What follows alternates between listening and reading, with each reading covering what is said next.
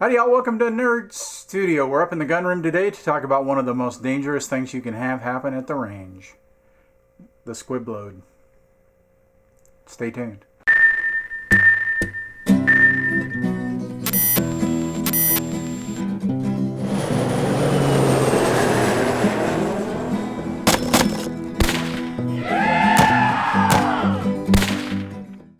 For those of you who don't know, I'm certified to teach the North Carolina Concealed Carry Handgun class. Here in North Carolina, when you get your concealed carry permit, you're required to attend, it's a full day class, at least 8 hours of training with classroom topics regarding use of force and handgun safety, and then you go out to the range and you qualify. You either take the North Carolina provided course, which is the one I teach, or instructors they can go create their own course and submit the course outline to the state and get that approved. I'm quite happy to teach the course they provide. I think it's comprehensive. One of the things we discussed during that class are common pistol malfunctions. So we talk about the misfire, the hang fire, that good stuff, and what to do about them.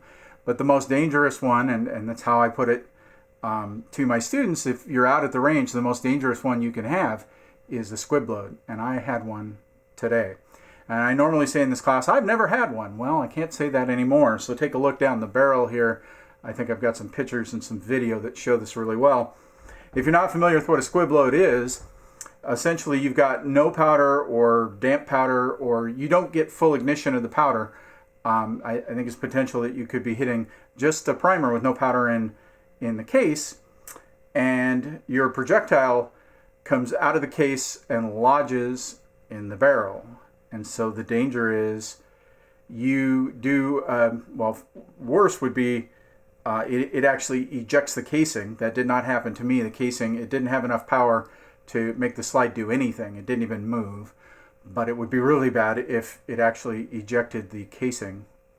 More unlikely. But for me, what I saw was I pulled the trigger, I heard click, poof, and a little puff of smoke. When I teach the class, I always say two things that'll save your butt if you have a squib load. Keeping your eye on the sight, on the front sight, which is where you should be focusing, because if you're looking at the sight, you stand a really good chance of seeing that puff of smoke. And wearing electronic hearing protection. I've got several. I'll put the ones I commonly use here. Because I was wearing the electronic hearing protection, I could hear the puff. If I'd have been using just standard earmuffs, I don't know that I would have. Had I decided then to go through a malfunction mitigation, thinking I had a misfire, that next round would have contacted the projectile lodged in my barrel, and that's the bad stuff, folks. You get the classic kaboom out of that scenario.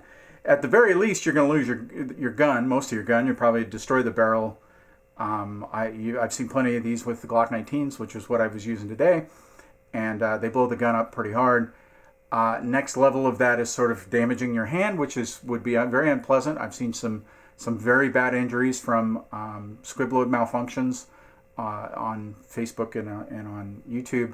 Even worse, though, obviously you can lose your life. So I can't stress this enough. If you're out on the range, do two things: keep your eye on the front sight, wear electronic hearing protection so that you can hear out there. And don't shoot faster than you can pay attention to your gun. Had I done that today, had I gone through a mitigation drill and not had my brain in the game, well, this would have been a very different video, maybe from a hospital bed. So there you go. Squib load, very dangerous stuff. All right, folks, always remember, anyone could shoot. Shoot safely. Pay attention to what you're doing. Anyone could shoot and have fun. I'm still having fun. We'll see you next time.